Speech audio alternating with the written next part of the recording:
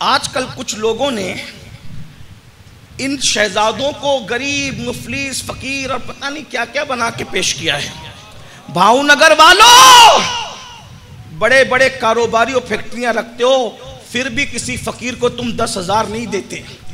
लेकिन मेरे इमाम हसन की शान ये थी, फकीर आता था तो 10,000 चांदी के सिक्के देते थे और साथ में ये भी कहते थे, बाबा माजरत इतना ही है बस, इसीलिए थोड़ा दिया।